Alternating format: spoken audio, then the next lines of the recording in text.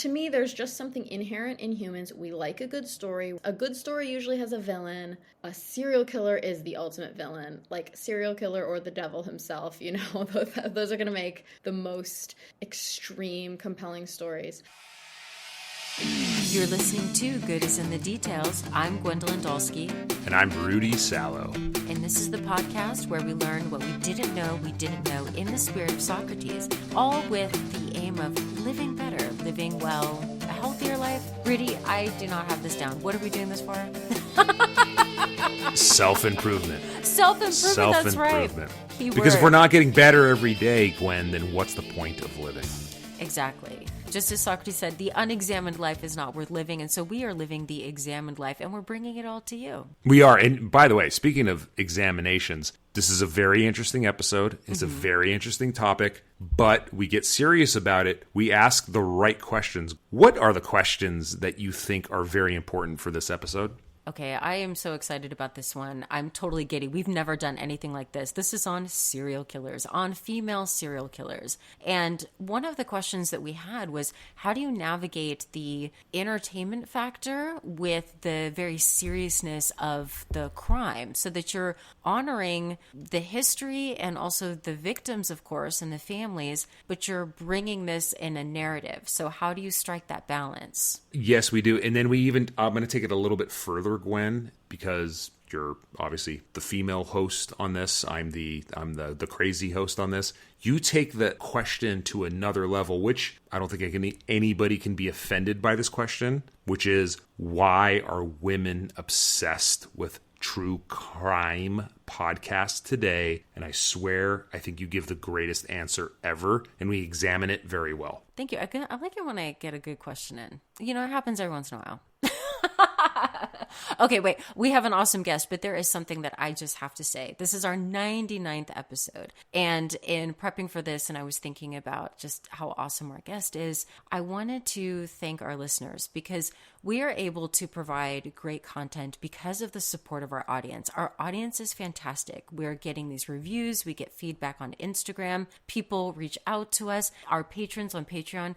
It is because of that support that we're able to reach out to these high quality guests and keep bringing the best stuff. So thank you, thank you, thank you. We have a great audience, and then it makes people excited to come on the pod, to share their wisdom, and to be, you know, just extremely generous with their time because they know we've got a great audience. So just before we get into it, I have to thank everyone and for bringing us to 99 episodes. Hats off to Good Pods HQ on Twitter and the Good Pods app. We've been very high on the charts there. We've met a lot of friends there, other fellow podcasters. Hats off to every other podcaster that supports us, retweets us, comments on things. We love you, and we will continue to support you as well. Yeah, Seize the Moment podcast has been awesome. So big thank you to them. They even gave us a review, and we were on their show. And so go and support them because they're amazing. They have great content as well. And we also, like you said, on Good Pods, we have for the second time ranked #1 in our category of education and courses. And again, great audience, great listeners, and that allows us to bring the great guests like the one that we have. So I got this book called Lady Killers, Deadly Women Throughout History. Caught my attention. It was in the Vroman's bookshop in Pasadena, and it was labeled as kind of a bit of an interesting feminist take. So of course, I like true crime, I like feminism, so I had to see what it was all about. Fell in love with the book. I even posted a picture of it on Instagram on one of my stories. Everybody was like, that looks amazing. And I thought, I'm going to look up the author, Tori Telfer. Took a chance and said, hey, would you like to come on the pod? And she said yes. We are so lucky, Rudy. Our first episode on serial killers, true crime, is super hot right now. And Tori did not disappoint. She was so gracious, and we learned about her process in writing, what got her interested in this, and a lot of the details about these different women, and also why is it important to tell these stories? What is it about us that we like to hear these stories, but what do we learn about these stories? So one of the big topics is, what is evil? And the gender aspect of what makes a female serial killer more interesting than let's just say, what is presupposed as a serial killer as a man, and who are the victims and the method of killing. We get into all that. We do. I explain again my whole love of the horror genre. I explain again why I've read countless amounts of serial killer books. And I actually, hats off to Tori, she said I had one of the best explanations she's ever heard. So to her, I don't sound like a crazy person. Hopefully our audience will listen and hear about my own personal trauma that I went through when a serial killer was running around when we were youth. Okay, when I was youth, you're Exactly. eternally I don't even youthful. know if I was around yet. In 1985, the most impactful summer of my life, and maybe people can connect to that, and then maybe people are like, oh, okay, well, maybe this is the reason why the serial killer and true crime podcasts are important. I love that we examined it. It wasn't that we just talked about true crime; we went deep, and that's why I love what we do on this podcast. Yeah, the ideas are important. I mean, the ideas that underscore people's work, it's always fun to investigate that and to examine it further. So now let's talk Lady Killers with Tori Telfer. Tori, welcome to the show. We're going to be talking about lady killers, deadly women throughout history. Thank you for joining the pod. Thank you. I'm very excited to be here. So I discovered your book from Vroman's bookstore in Pasadena, and it was in one of the recommended sections. And so I was drawn to it, and I like true crime. So I guess one of my first questions for you is that I know your background is in writing. Did you always have a thing for true crime? I always had a thing for history, and I always had a thing for weird and dangerous figures in history, since high school, maybe earlier. But I never thought of myself as someone into true crime, and I never wrote true crime until I wrote my first piece about a female serial killer. I wasn't like one of those kids who grew up reading about serial killers and obsessing over Charles Manson. And there are people who grew up that way. But I was more. You're talking to one. Yeah, you were literally talking to one of those kids that we'll get into. But I'm really quick. Who was that first female serial killer that you wrote about? Well, she ended up in the book Erzsébet Báthory, or Báthory, if we're being really specific. She was she's the oldest serial killer in my book, the Hungarian lady who may or may not have killed a bunch of her servant girls. And I wrote a piece about her for this website called The Hairpin, and it led to my book because people are so into serial killers, which you would know, Rudy, but I didn't. I've talked about this on other episodes of ours. The reason why I was obsessed with serial killers is not because I'm a psycho. It was because my youth was ruined by a psycho. A male, female. I know we're going to talk about females today, but to me, one of the craziest serial killers of all time was Richard Ramirez, the Night Stalker. Yes. He terrorized the greater LA County, Orange County area in the mid 80s, around the area where Gwen and I grew up. And for an entire summer, I didn't sleep. The summer of 1985, I swear to you, I did not sleep a single wink. I slept during the day and would stay up all night. And I remember becoming elated the day that he was caught, but I suffered from PTSD for months. Wow. And that's how my love of horror film actually came about, because I realized on a horror film, you could press pause. And when I pressed pause, it was like this relief. Wow. And then I became obsessed with serial killers and horror films because of a serial killer. But yes, that's my reasoning why I've been so into it. I don't know what other people's reasonings are, but that's mine. Well, that is one of the most legit reasons I've ever heard. Most people don't have that, firsthand experience, and that is terrifying. And I feel for you. I will say Richard Ramirez getting caught is one of the most throw your fists in the air moment in true crime, how the whole community chased him. I love that detail. It was because he was a Latino. He was caught by Latinos. Yeah. He was such a disparagement on that community. Everyone was elated that he was caught by. It was just that you're right. It was a put a fist pump in the air type of a thing. Has that ever happened with female serial killers getting caught? I can't think of anything like that because in general, these stories take place in more private spheres, in the home. I mean, obviously Ramirez broke into homes, but a lot of the women in my book were killing in the same home that they lived in, and there's just much more of a domestic, private aura to these women.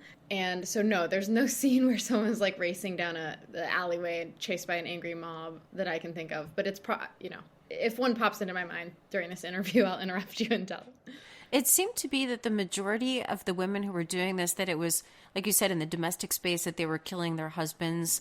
And then in order to, it wasn't just for pleasure, it was for social status to then marry somebody else or whoever was useful to them at the time, they would marry, be with, and then discard if they could get something better. Yes, there were definitely a lot of women who used especially poison to improve their lives like that. A lot of women killing for insurance money, the classic black widow who marries 5 husbands and they all mysteriously die, that kind of thing.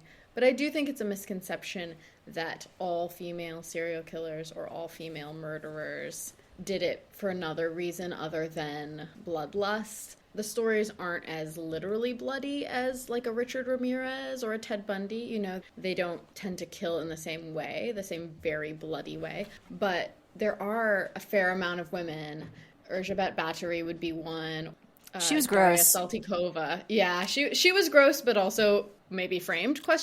But Daria Saltykova, Russian wealthy woman who I believe her story a lot more, also like beat and killed her servant girls. Those are examples of women who did have that bloodlust and that just really difficult to understand urge to kill that we often attribute to men. Tori, really quick, and I definitely want to get into the killers, and I want to make a connection to my love of film noir and femme fatales. But Tori, I explained why I was into serial killers and horror. I have to know why. Why you? Why did you? What happened? What was it? What occurred? Oh, I need to steal your story because that would be really good for selling books. I do not have a good story like that. My earliest mad character from history that I was obsessed with was the Roman Emperor Nero, who was just a loose cannon, and we don't even have time to get into him, but I think my attraction to that story was the horror, and also it kind of made me laugh in a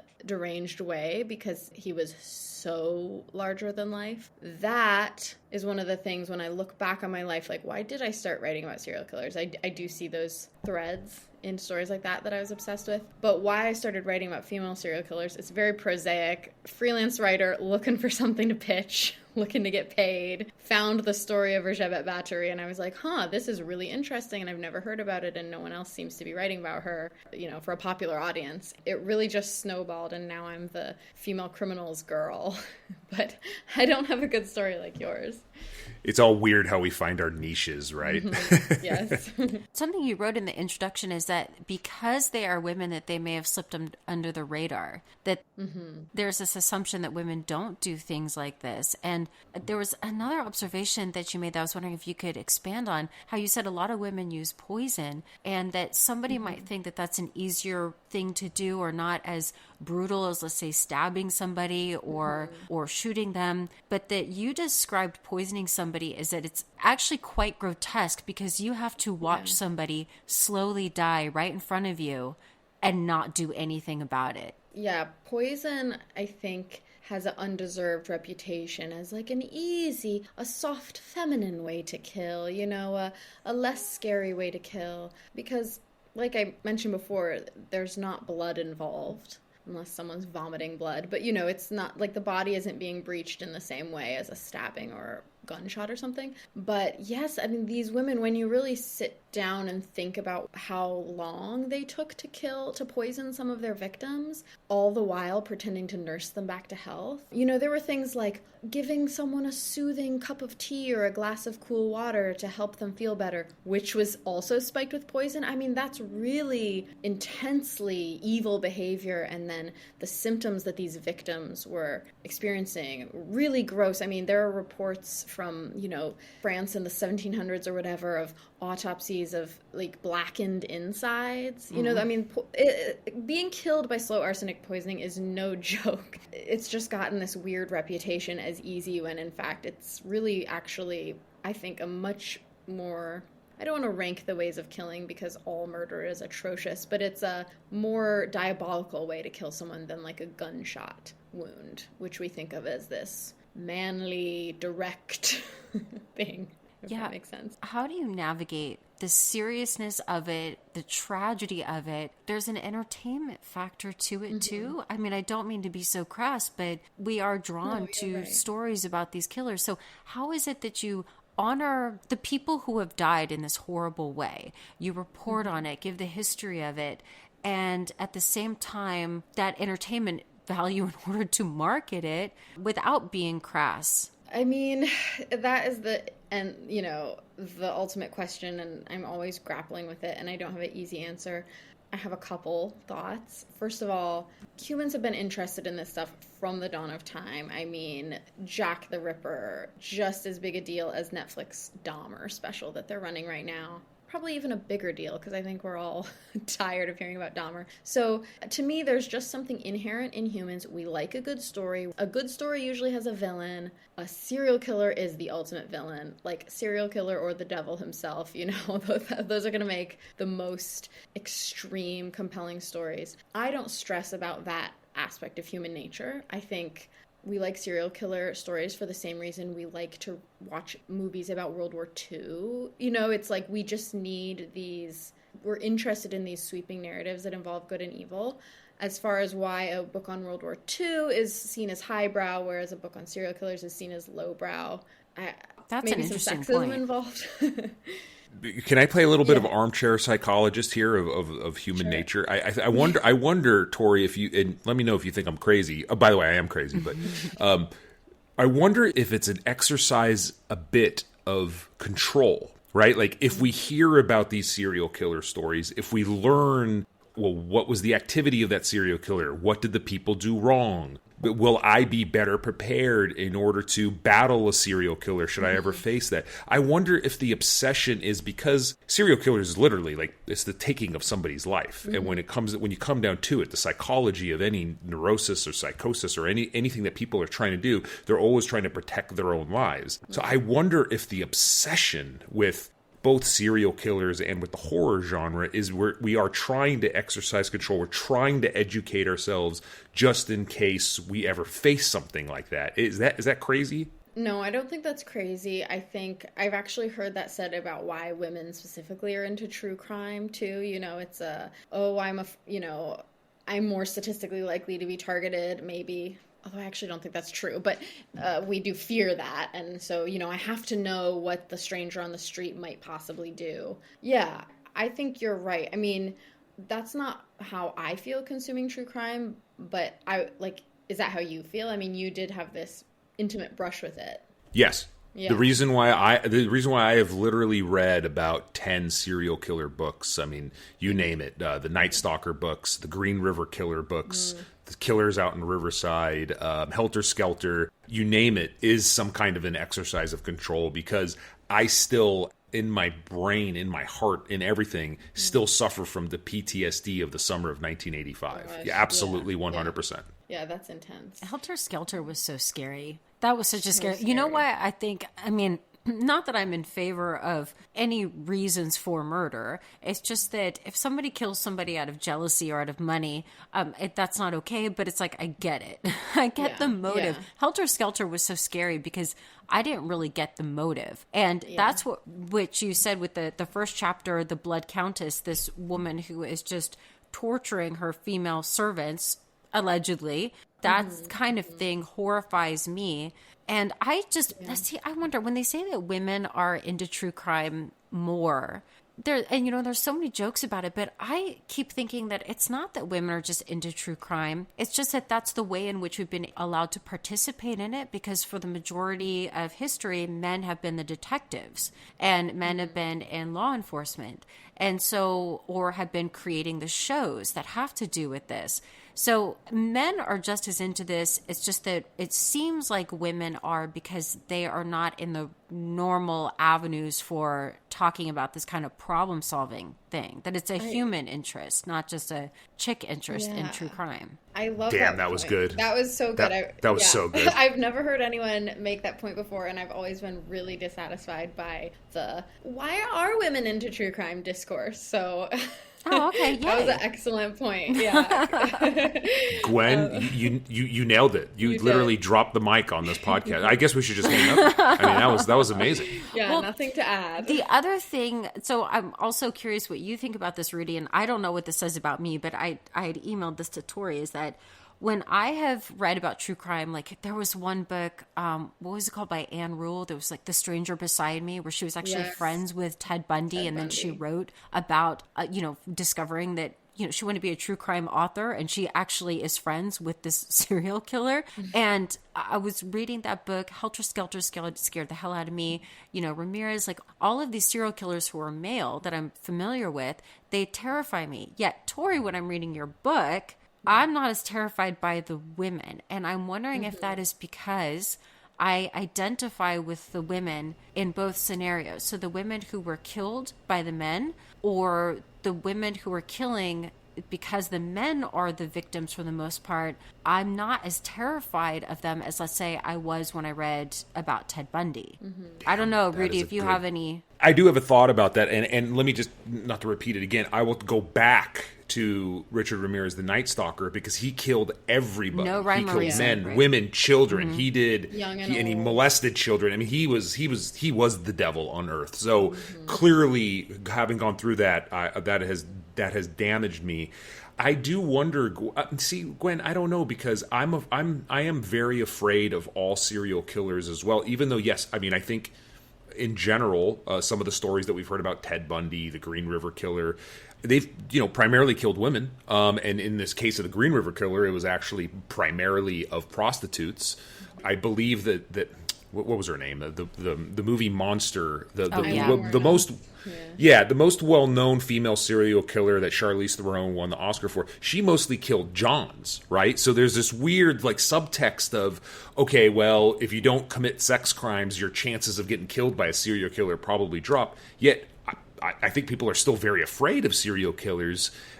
I don't know. It's a good point. Tori, do you have any thoughts? I feel the same as you, Gwen. I didn't feel afraid of these women really while I was writing the book, whereas I do feel more fear of a Ted Bundy-esque character. I think, though, there is a lot in culture where we aren't trained to be afraid of women, and it's tricky because statistically, I don't want us to go around fearing women. Like, women make up such a tiny percentage of violent crime. It would be deranged to switch our thinking. So it's like the statistics support us not being afraid of women, but also culturally it's rare to have a real female villain who's not like a villain because she's damaged, Like, we just haven't been given a lot of opportunities to see the boogeyman as female, whereas we have so many characters in fiction and real life that are male and that are really easy to fear. So I feel like we're a little bit trained, to not find the women in my book as scary. Yeah, and maybe, is her name Eileen or Aileen Wuornos? Eileen Wuornos. Yeah, and the fact that they made a film about her, and I'm almost wondering if, because she was a sex worker, that she still seems to be on the outside. Because if somebody is a sex worker, they are just kind of abandoned by everybody, liberal, conservative. And so why, in your book of serial killers, she's mentioned in terms of the way the media handled her. And I thought it was really interesting because you were saying the media plays a role in the way in which they call these women, almost something that's kind of comical in the way that the women serial killers are described. But why was there this fascination with her when clearly from your book and your research, she's not one of a kind? Why was there a fascination with Eileen? Yeah. When she's not one of a kind, but she was treated as though she were. Yeah, she was treated as an anomaly. She was called America's first female serial killer, which is just so wildly untrue. I will say she's an anomaly in that she used a gun, that she killed strangers. In ways like that, she acted more like a male serial killer, so I think she was marketable. Because we already had a template for that kind of serial killer, it was like, oh, look, another serial killer, and this one happens to be a woman, like, how fascinating, as opposed to the Black Widow or the Angel of Death, the woman who's quietly poisoning. Like, we haven't seen that. We haven't had a big story like that in quite some time. Does that make sense? So Eileen it's like she crossed over. She's like a crossover serial killer. I mean, there's an Oscar-winning movie made about her, unlike all the other women in my book. And it's very interesting that we're talking about the media here, because as I was reading your opening chapter, Tori, I kept thinking about my fascination with film noir. And one of the things about film noir is the femme fatale, right? It's like the femme fatale, and in the detective novels and in the detective genre is a huge part of the allure of both film noir and everything. So I'm just kind of curious as to, there's very particular tropes for femme fatales, yet a lot of them, look, I watch a lot of film noir, and the females in those movies are the big time killers. So it's very interesting, because the media portrayal in film noir shows, women as killers, and it actually nails what you said in your book, Tori, about the one thing that you would say about these females was the one word that comes to your mind is hustle. And where you talked about like how a good portion of them in your study was that they were trying to better their lot in life. And you actually quoted Nietzsche when he said, Nietzsche touched on this drive back in 1887 when he wrote, man will desire oblivion rather than not desire at all. And I found that to be a very, very interesting quote, because you were talking about with the hustle. When you're speaking of the hustle, I was like, oh yeah, that's the femme fatale. That's in film noir. I don't know if you've connected those two at all. The femme fatale and the female serial killer? Yes. Yeah, I mean, I'm not super familiar with film noir, surface level familiarity. I think that one reason why I didn't bring the femme fatale into my book a lot is because she is so, like, her looks are such a big part of it. And while all the women in my book their looks were very commented on and scrutinized by the media, most of them were just very ordinary. Like, they're the type, like the grandma or like the woman you just wouldn't suspect. They weren't these bombshells, and it feels like the femme fatale's sexual, like her hotness and her sexuality is just such an integral part of it. And to me, that puts her in a different category than the women in my book. Yeah, I agree. That makes a lot of sense. You did in your opening chapter did actually have several paragraphs about the over focus on the look, and you're absolutely right. One of the obsessions in both the detective novels and in film noir is the femme fatale is usually played by a very beautiful actress. Right. And what you're saying is, no, you got to divorce the look here in order to analyze these female serial killers. Right. And just simply, like, if you look at the pictures of the women in my book, I mean, they didn't look like femme fatales at all, which I think if one of them had, she would be a lot more famous. Like, imagine if we got like like a, what's her name in Fatal Attraction? Like the icy blonde Sharon Stone, like a female serial killer who looked like that. I mean, she would be just as famous as Ted Bundy, who is an attractive man. Yeah, Basic Instinct with and then Sharon Stone. No. And Glenn Close, I think, was yes. Okay. In Fatal Attraction. Yes, that's absolutely correct. Yeah, sorry, you're talking to a bunch of 80s film nerds. Well, at least one 80s film nerd here. I can't believe I confused the two. Well, something that on that note, Tori, something that I have underlined was that this idea that, let's see, their ability to pass as normal. And I think it's so interesting because you say serial killers aren't scary because they're male. They're scary because they destroy order, or rather they reveal that what we perceived as order and normalcy has been a violent lie all along. That's what I thought was so fascinating, is that that's why, even the normal look, or not being a bombshell. So there's nothing extraordinary. It is the fact that they pass as just your neighbor, the grandma or whatnot, and that we have all sorts of preconceptions about what it means to be that person, that they are destroying that because it just, I don't know if you can expand on that, because I thought that was a fascinating observation. Thank you. Yeah, I mean, they're also destroying these roles. Like, they're destroying the role of wife, the role of mother, the role of grandma, in that the women in my book are killing their husbands and children and neighbors. They're destroying the role of the friendly neighbor who brings over a cup of sugar. And I think that's what makes these women so disturbing, is like, yeah, they're revealing, I'm not saying every mom or neighbor is a facade, of course, but in these stories again and again, you do see this facade shattered with the almost cliche, like, oh, what? It was her all along? She was such a nice lady. I just don't know how somebody would marry these women like the fourth or the fifth time, and like all the husbands had died ahead of time. Wasn't there? Girl, I don't understand. I know. It's like, you didn't think it was weird that all 4 of her exes are dead? But it's kind of like the head scratcher. Yeah.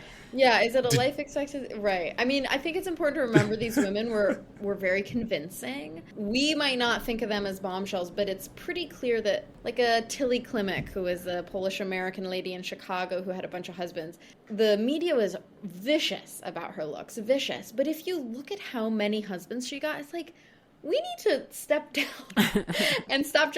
Like, there was clearly like a real charm and allure and a power she had over men. And I just think that's interesting and important to remember. And now a quick break to tell you about a podcast all the way from West Africa, Nigeria. Grow and Glow Podcast is a show hosted by Gracie Emo, and it's aimed at helping young people deal with issues in their lives. Episodes from how to deal with depression, dealing with loneliness, low self-esteem, and managing your mental and bodily stress, and other fun topics just for you. Grow and Glow Podcast is available wherever you listen to podcasts, or you can click on the link Grow and Glow Podcast on Instagram to listen. Check it out today, and I will link that in the show notes. Let them know the Good Is in the Details sent you. Did you guys watch the documentary on Netflix about, I mean, pretty much a female serial killer called The Worst Roommate Ever? No. No. Oh, you guys got to watch it. It is, it's very sad. I don't want to talk about it in a funny light. But the title it's a funny title called The Worst Roommate Ever, and it is about pretty much a female kind of serial killer. The interesting thing is that it hit exactly what Tori was talking about. Usually it's done within the same home and it's done with people that they know. But she killed a lot of people. It was about a woman in the 70s, 1980s, Sacramento, a career criminal of a woman. I know who you're talking about. Dorothea Puente? Yes, nailed it. Yes. Classic grandma figure, right? Like how she looked. Absolutely. So if any listeners out there are wondering, like, oh, like, is there a good example of this that's relatable? Go watch The Worst Roommate Ever on Netflix. Did you find that the sentencing for these women differed, or did you think any of that was interesting, that there seemed to be more of a reluctance for execution or more of a desire for it to get rid of these women? Like, what was the sentencing like given their crimes and the fact that they were women? Definitely, at least for the American cases, more of a reluctance for execution. There were a couple where it would be, the reluctance on the part of the judge not wanting to be the first to sentence the first woman in Oklahoma to death. That was the case of Nannie Doss. just sort of not wanting to cross that line. But some were executed. The names are all blurring together now. Like Marianne Cotton, who was a Jack the Ripper era female serial killer, was hung. I've read an academic whose name I can't remember pointed this out, so this isn't my observation, but it was that female serial killers are judged twice, once as a killer and once as a woman. So that was sort of an argument that they do get harsher sentences. I think it's kind of both and, like, yeah, there's this deep cultural reluctance to fry a woman in the electric chair the way we might not necessarily have towards a man. At the same time, these women get judged more harshly, maybe not in a literal sentencing way, but in a social way. It's like, well, of course that man raped and killed women because he's a man, but how could that mother poison people? There's like a bit more of a pearl clutching there or something, which again doesn't lead to a harsher sentence, but it's still worth noting. I wonder when children are involved, because when the women would kill their children, like they'd get rid of the husband and then the child that they had with them in order to move forward, that would repulse people, because there's this idea of women, well, first of all, killing people is awful, but it goes against the grain of a woman is supposed to be motherly and wants to take care of her children, so that it's almost more horrendous because it's totally contrary to our ideas about nature. Yeah, it really is. I mean, and I think a good example of how horrendous it is, it's objectively a horrendous crime, but then socially it's considered more horrendous. And a good example of that is Nannie Doss, who was the woman from Oklahoma, and this was during the 1950s. And she killed a bunch of people, but she was very savvy about how to market herself as a serial killer. She admitted to her husband killings. I believe it was 4 or 5. She pretty easily admitted to killing multiple husbands, but she would never admit to killing her mother, to killing 2 of her children, and maybe to even killing a grandchild. My theory is that she knew it would ruin her image. You know, it's like there is something a little bit forgivable about being a husband killer, because she really leaned hard into the narrative of like, well, these men were drunks and abusers, and I'm a hopeless romantic. I don't think that there's some evidence that her husbands were not drunks and abusers. But she, of course, knew that would play well with an audience, right? But killing your own children, like there's no, like what narrative, how can you spin that for an audience? And she was very aware of that, which is kind of incredible. I have to ask you about this whole writing process, because I know whenever I'm in the throes of something, I talk about it endlessly. All my friends hear about it. So what was it like when you were working on this and you're doing the research, and what was it like, the conversations? You know, you're excited about this book that you're putting together, and then you're like, did you hear about this person killed this person? I mean, yeah, what was the response from friends and family? It just totally depended on if they were a true crime person or not. You know, some people are like, tell me everything. And then one friend literally scooched her chair away from me at one point, which I'm still sort of annoyed by. So I had to, know my audience in terms of what to share. But it was a fast process. I had a year to write it, and then I procrastinated like 3 months. So I gave myself a temporary hip injury because I wrote with one leg up on my chair. Oh my goodness. So don't do that, anyone. How did you do this? Like, where did you get the information in order to put this together? I used a lot of newspaper archives through newspapers.com, through ProQuest, libraries. University libraries were super helpful. You know, they always have the weird old book that public library might not. I mean, it really depended on the woman because there were so many different eras and countries that I covered. So I worked, for the Russian lady that I mentioned, I worked with a translator. I had a friend do some digging for a Moroccan serial killer. And then I even had like some false ends. Like I had a Japanese friend do some digging on this Japanese female serial killer, and I couldn't include her because there's just nothing written about her because she was killing during World War II. So the press was busy. At least that's my theory. I had to kind of pivot depending on the woman, but I really loved that. It was fun. You piqued my interest. So was this Japanese female killer, was this learned about through word of mouth, or tell me a little bit more about that? Sure. There was some coverage about her. Her name was Miyuki Ishikawa. She had I'm not going to get all the facts right, but I think she had like a kind of an orphanage situation, one of those for-profit. Sadly, there are other stories like this across the world throughout time, like sort of a for-profit orphanage where in order to open up beds for more kids, not a for-profit orphanage, sorry, like a for-profit, like we'll watch your kid. Like you can't afford to house and feed your kid, so you'll pay us to do it. And then she would, you can sort of fill in the blanks. But I could barely, it's so scandalous. And I was like, okay, this had to be a huge case in Japan. I couldn't find the barest little articles in English, so I figured it had to be huge in Japan. But my friend went looking through the Japanese newspaper archives and also couldn't find anything. And that's just my theory, is like there was just so much else going on that... we live in the information age, right? Mm-hmm. Like anybody in the world can write an article and publish it on anything. Mm-hmm. It's like we can't even begin to know what we don't know about the reporting or about anything just because... Yeah, we've lived through some chaotic times in the world. Now that we have all this information, but still, it's like there could be many, many, many more female serial killers out there. In fact, you put something in your book that I found to be very interesting. It was like a pro-men website, or like a men's rights website. Yeah, where they inflate the number of female serial killers out there. It was like, the statistics are here, but these people actually have it up to 1,000. Hell, maybe they're right. I don't even know. I know. I mean, it's hard to know. We have to imagine there are serial killers, male and female, that we don't know about. That being said, I just don't want to sow paranoia. Like, I think a lot of true crime makes people think that there's a serial killer around every corner.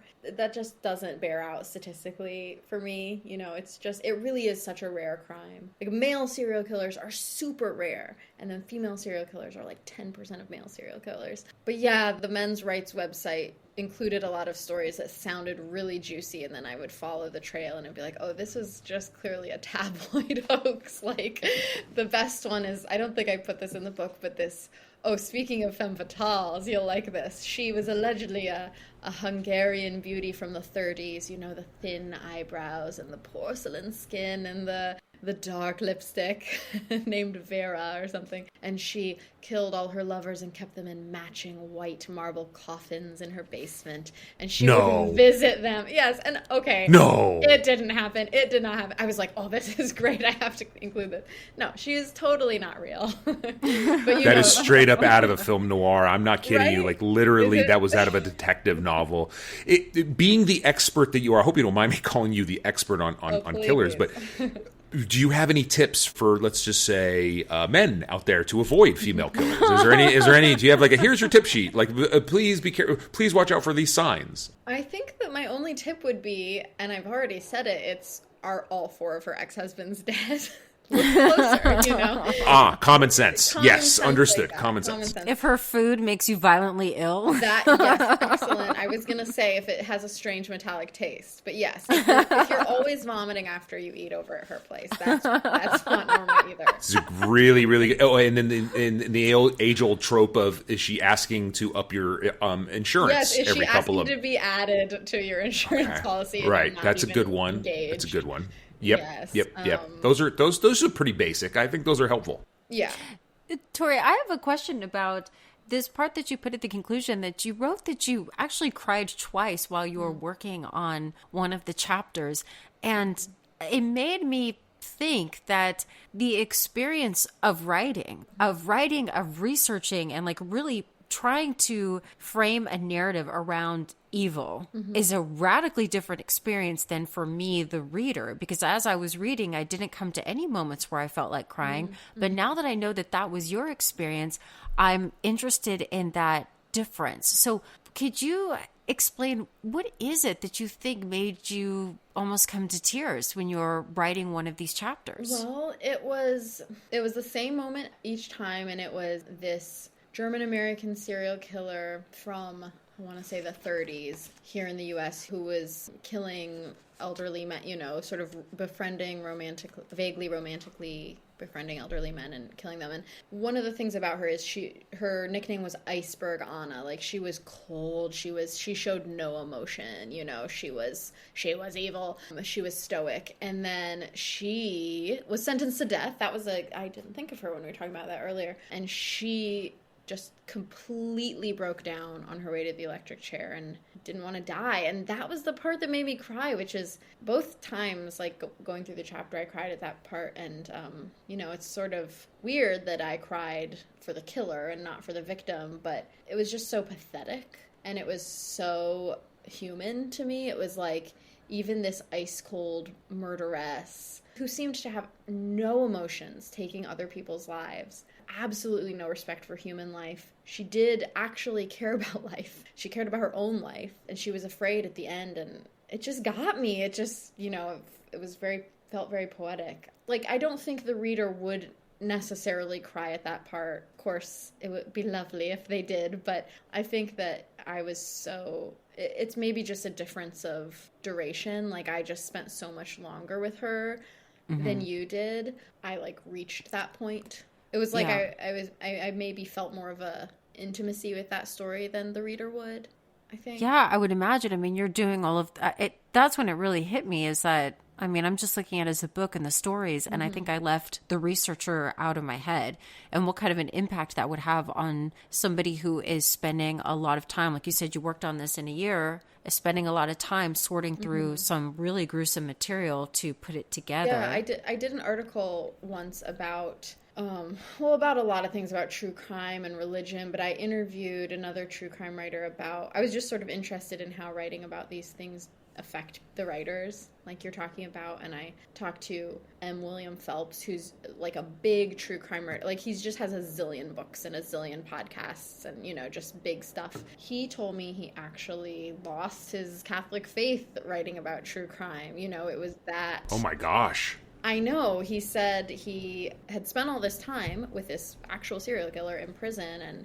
one day he was in church praying, and it just occurred to him, why don't I ever pray for this guy's soul? And he just had this crisis of faith. Wow. Yeah, and I just bring that up to show that it can be a very emotional, fraught thing. I mean, I know I'm a pastor's daughter myself, and I know it's like, it just makes you think.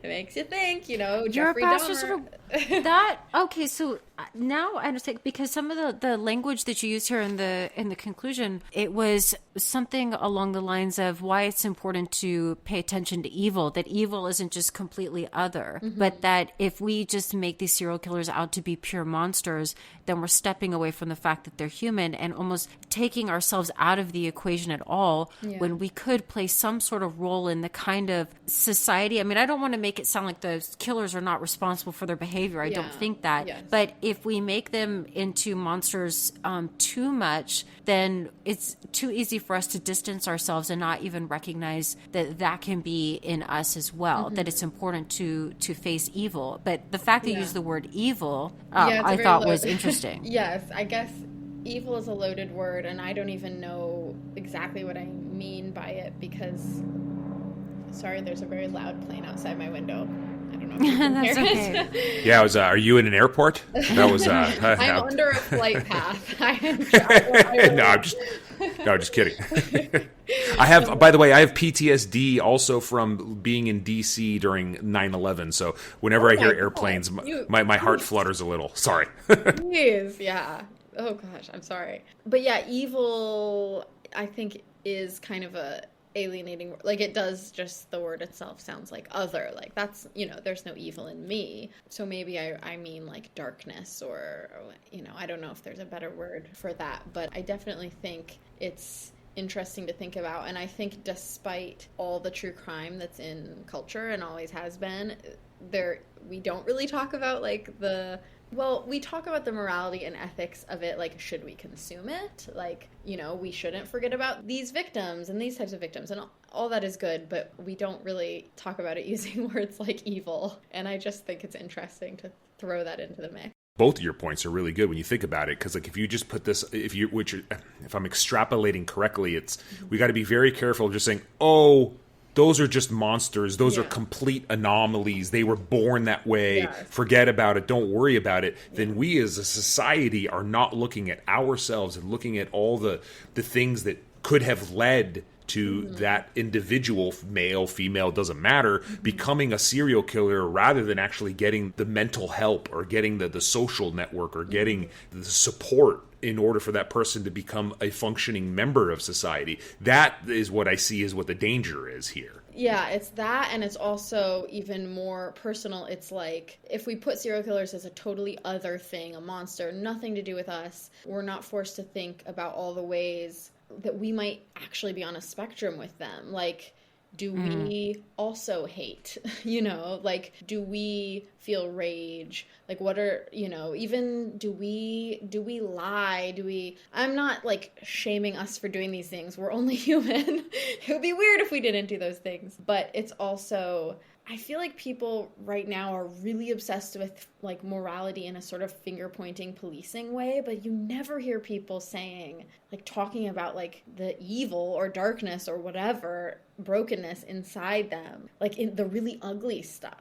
That's not going to make you a serial killer, having it, admitting it, whatever. But I do think humanity, like, we're all on the same spectrum. None of us get to hop off that spectrum. And Richard Ramirez is definitely on one end, and the women in my book are on that end with him. But we're on it too, you know. Rudy, I'm really watching out. No, come on. No. Listen, I'm dealing with I have rage. I have anger. I have my issues. I'm clearly reading all this stuff in order to address my issues, Gwen. I really care. The reason why I'm on this podcast is to become a better person. So stay by me, and then I won't kill you. It's very simple. It's very simple. Well, I was just thinking, it was just a conversation I was having with a couple students the other day about a work by Hannah Arendt, and she's an American philosopher. She's from Germany. She's Jewish. She was able to leave before things just completely unraveled. So she's able to leave for her safety before things unraveled in World War II. And in her later years, I think it was for the New Yorker that she went to Jerusalem and she covered the trial of Eichmann. And she has a famous book called Eichmann in Jerusalem. And the subtitle of that is called The Banality of Evil. It was, as a Jewish woman who fled Germany and came to the United States, one of the things that struck her is that she's at this trial watching this monster who is responsible, Eichmann, who is responsible for killing thousands and thousands of people. And as she's sitting there and reporting and she's listening to him, she realizes he's an airhead. And that's actually, I remember it's one of those lines. She said he could only speak in cliches, or he repeated himself so that everything he said was a cliche. And she realized that this monster was actually somebody who didn't have a thought in his head. And that's why the banality of evil, that famous phrase, comes from her. And she got some flack for that, because here she's supposed to make him, she's not supposed to go contrary to the fact that this was a monster. Yeah. But she was recognizing that this person, that no, he's not a monster. He is evil, but that evil is not just some extraordinary thing necessarily. Evil can be as a result of pure thoughtlessness and drive in that, where you're just so unaware and just not even caring about other people or seeing them as human. And I think that's part of the spectrum, Tori, is that when you're saying like there's a bit in all of us, like how are we behaving? Do we ever use a term to describe somebody that demeans their humanity? Like that's the kind of thing that I think, because what you're doing then is you're reducing somebody's status as a human being in your eyes. And the extreme of that, of course, is what the serial killers are doing, to the point where people are just objects. Yeah. I think there's a lot to learn there. I made that far too serious. Let's end on another note. Tori. Tori has another book out, Rudy. Let's hear about it. Let's hear about the other book. And let's hear about the podcast. Let's hear more about Tori and how we can help promote her and her great work. Oh, yes. Thank you. My other book is called Confident Women, and it's about female con artists, and it was really fun to research. It came out last year, and it's just about the wildest and women with more pseudonyms than you could dream of, just these like crazy swindlers. They're mostly American, but I did do some international ones too. And yeah, it's really fun. And then my podcast is called Criminal Broads, and that is just kind of the director's cut of my books. It's like female criminals of all stripes. And I'm actually not doing it anymore, but all the episodes are up there. So I have some World War II ones, which we keep coming back to. I have ones on female Nazi and on females who fought the Nazis. And there are some serial killers and some wrongfully convicted women and some horrible ones and some funny ones. Since you're not doing that anymore, would you like to be our on-call killer expert? Like if something comes up, can we just hey, let's bring Tori back on to talk about X, Y, and Z? Yes, you can. Excellent. Well, Tori, thank you so much for your time. I am so excited that I read your book and then I thought, it was just a hunch. I was just like, I wonder who this author is. I wonder if I could get her on the show. And that you responded with a yes. I can't even tell you how much that made my day, because Rudy and I both are interested in true crime stuff. And so this is a total treat for us. Oh, thank you. It was so nice to talk to both of you in a thoughtful way about this. Definitely was. And I'm serious. I really feel like we made some groundbreaking theories and analysis on this show. Like, I'm very pleased with this conversation. I feel smarter because of it. So I really do. I'm serious. Good is in the Details is produced by Dr. Gwendolyn Dolske and Rudy Salo. If you're listening on Apple Podcasts and you're enjoying the show, please scroll down to the bottom and hit that 5-star review. Or join our book club and support the show on Patreon, patreon.com/goodisinthedetails. I'll link that in the show notes. And be sure to check out our show notes to get more about Tori's book and all about her podcast, and also about our podcast sponsor, Grow and Glow Podcast. Okay, until next time, bye.